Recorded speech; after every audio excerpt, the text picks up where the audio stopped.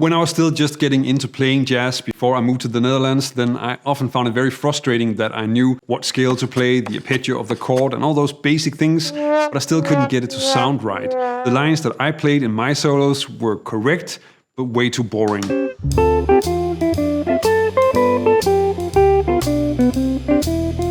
At the time, I was checking out solos from Parker, Joe Pass, and a Danish jazz guitarist called Jakob Fischer, and the way their lines flowed were much more elegant.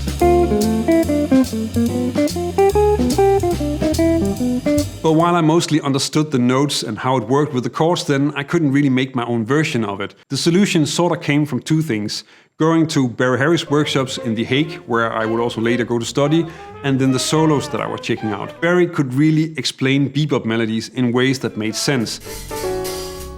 You dig? And that helped me break down the phrases into flexible chunks and get that into my own playing. And that's what I want to show you in this video. One of the problems in my boring line is that the melody is super predictable in how it flows, which makes it heavy and not very interesting in terms of rhythm. In fact, all of these blocks are really just about adding rhythm to your lines, because that's what bebop is all about. Here's a great way to change the melodic direction by adding a lower chord tone, in this case, the fifth of the chord, and a chromatic passing note. It's actually a Barry Harris technique, but I'll explain that later. And that you can put into a lick like this.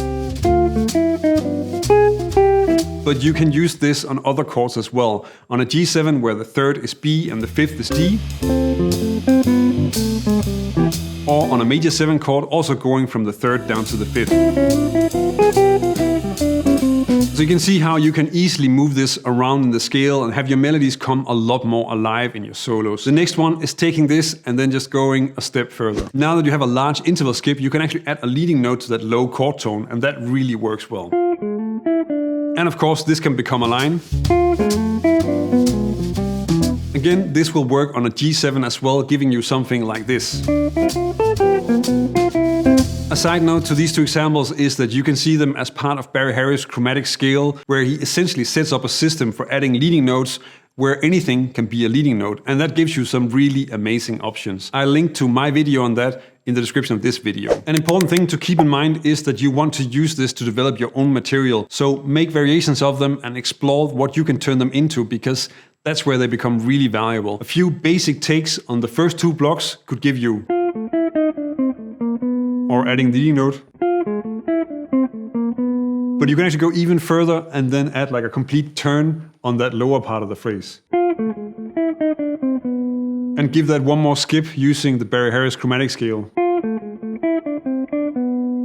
So there are all these things that you can create from this, and they all work. Let's explore a way of changing up the rhythm by adding embellishments, which is a little bit less complicated than these large intervals. It's nice to have material that is easy to throw in there and that change things up so that you're not stuck with endless rows of eighth notes. Again, this is about rhythmic and melodic variation. Let's say that you're playing a line like this. But you can easily add a bit of energy to that first part by doing this.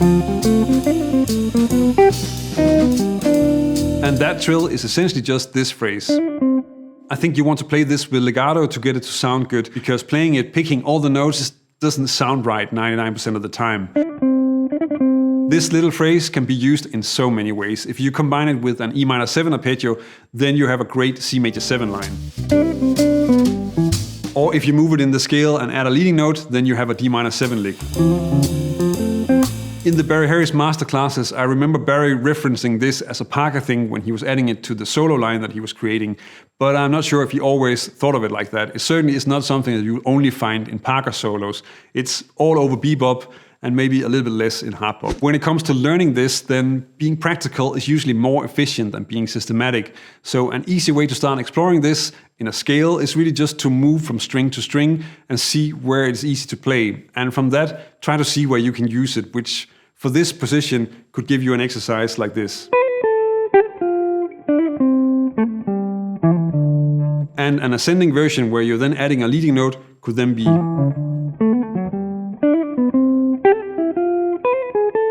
Let's look at another important trill to use so that you never get stuck with 8-note sickness again. This is also really easy to insert into your lines. Notice that it again is easier to play it with legato technique, especially for higher tempos, but here you can actually get away with picking the notes as well. Like this, it sort of works as an enclosure for the note F, and if you add an F major 7 arpeggio, then you have a great D minor 7 line. Again, you can try to move that around to other strings. If I start on E on the G string, then it becomes a line like this, which is obviously a lot more interesting than. And here again, you can explore it by moving it around and see what is practical for you, which is also how I came up with this exercise.